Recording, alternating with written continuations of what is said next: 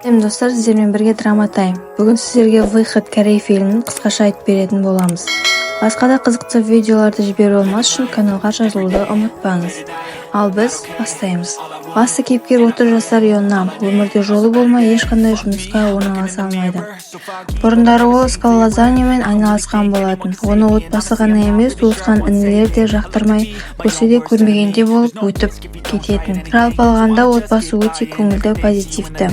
Келесі күні анасының 70 жасын барлық отбасы туысқандары болып жиналып атап өтпек. Той өте көңілді өтуде. Анасы Йоннамға қалыңдық таппа қоймен барлық туыстарымен таныстырады. Осы зданияда Иджу есімді қыз жұмыс жасайтын. Ол Йоннамның предложениясына отказ берген бұрынғы ғашығы еді.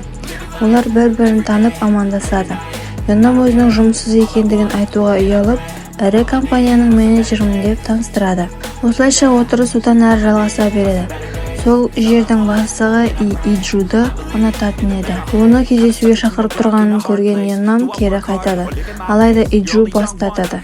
Кеш қарайып түн болады. Осы сәтте қаланың ортасына газ толтырылған үлкен грузовик келіп, көп мөлшерде газ шаша бастайды. Оны жұтынған адам 2-3 минут көлемінде көз жұмып, денелері күйіп кетеді. Халық жаппай қырылып жатты. Жанып келе жатқан көлік газ баллон толы грузовикке келіп соғылып жарылыс болды.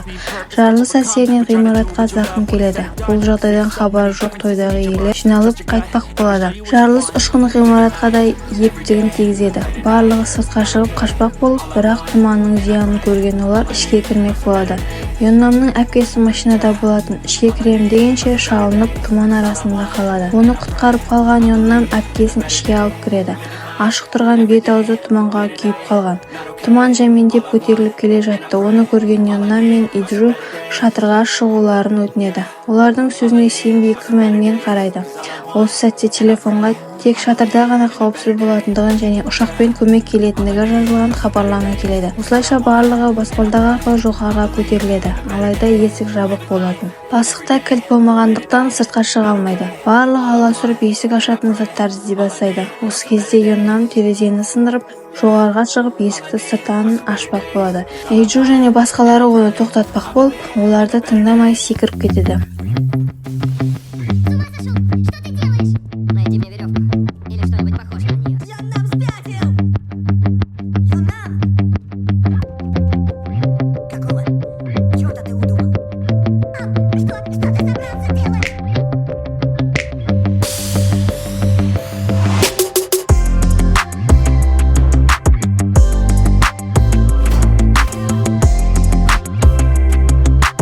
Иджу оған борыш және әлде бір затты лақтырады.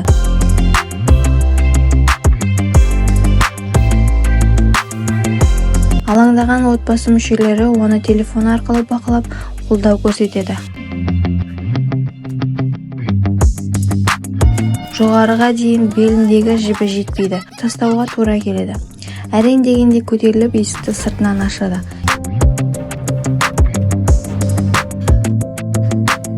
Келесі кезекте ұшақтарды шақыру керек болды. Барлығы телефон жарығын қосып, айғайлап көмек шақыра бастайды. Осы мезетте полиция бұл улы газды кім шығарғандығын анықтап, оны қолға түсіреді. Алайда олар газды қалай тоқтату керектігін таппайды. Ендігі кезекте колонка алып, микрофонмен айғайлай бастайды. Иджу болса ғимарат төбесіндегі жазуларды өшіріп қосып, барлығымен бірге көмекке шақырады. Көп ұзамай ұшақ оларды байқап көмекке келеді. Ұшаққа небәрі 20 адам ғана сиятын еді. Йоннам мен Иджу сыймай қалады. Отбасын қимай келесі ұшақпен баратындығын айтады. Олар осымен бәрі бітті деп ойлайды, бірақ екінші ұшақ оларды көріп кері айналады. Бар күштерімен шақыруға тырысқандарымен дым шықпайды. Тұман әлі де көтеріліп жатыр еді. Отбасы болса қауіпсіз жерге жеткізіледі. Олар қол қусырып қарап отыра алмай, ары қарай жылжуды шешеді. Қолдарына керекті заттарын су, арқан және противогаздарын киіп, тұман арасынан келесі биік зданияға кірмек болады. Ол тек 10 минутқа ғана жететін. Оларда 3 противогаз болды. Уақыты бітіп келесі противогазды Йоннам өзі тағып, Иджуға сол жерде күтуін сұрап кетіп қалады. Оны Иджу қашып кетті деп ойлап, крыша үстіне шығып кетеді. Алайда Йоннам басқа противогаз іздеп шыққан болатын. Оны тауып кері қайтады. Иджу бірден таба алмай крышаға шығып противогазды кигізеді. Осылайша олар келесі зданияға өте бастайды. Йоннамның әкесі болса қарап отыра алмай, оның артынан келуге әрекет жасап, таксиге отырып келеді. Олар арқан арқылы көпір жасап, бірінші салмақ аз болғандықтан Иджу өтеді. Йоннам өтер сәтте улы газ жақындай түседі. Иджудың кетуін сұрайды, бірақ ол кете алмай тұрып қалады. Айырылдым-ау деген сәтте Йоннам газ арасында противогазын киіп шығады. Осы кезде жоғары билік өкілдері газдан су арқылы жоя алатындығын анықтайды. Отбасы болса қатты алаңдаулы.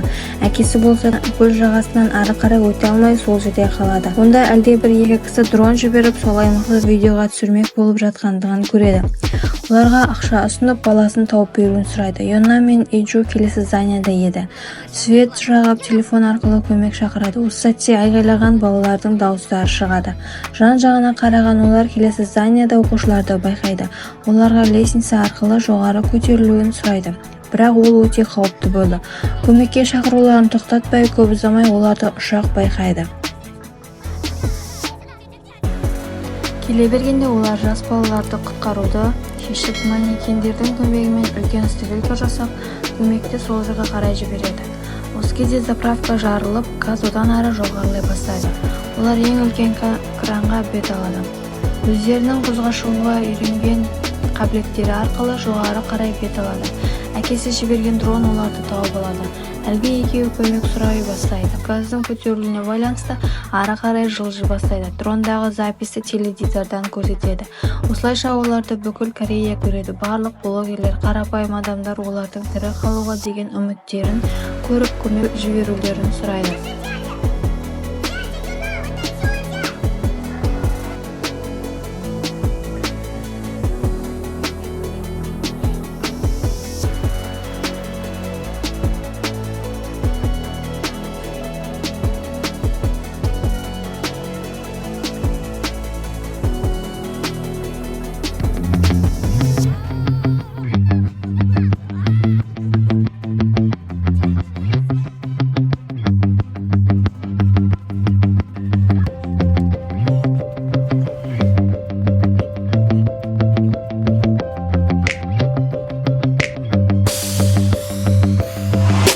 Здания сыртындағы жазулар арқылы жоғарылай береді, бірақ кран мен здания арасы өте ұзақ болып шықты. Дронның аккумуляторы бітіп сөніп қалады. Олардың бар үміттері үзіліп, сонымен барлығы бітті деп ойлайды.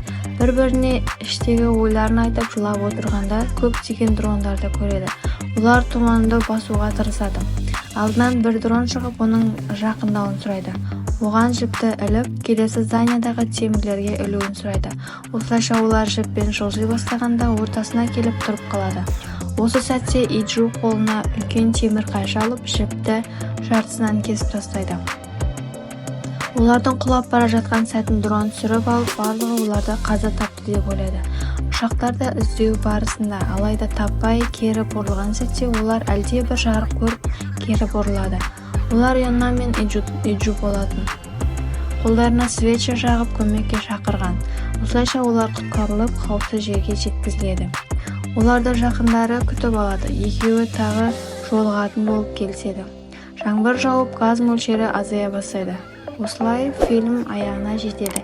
Бейне ұнаған болса, каналға жазылып, өз ойларыңызбен бөлісуді ұмытпаңыз. Всем пока!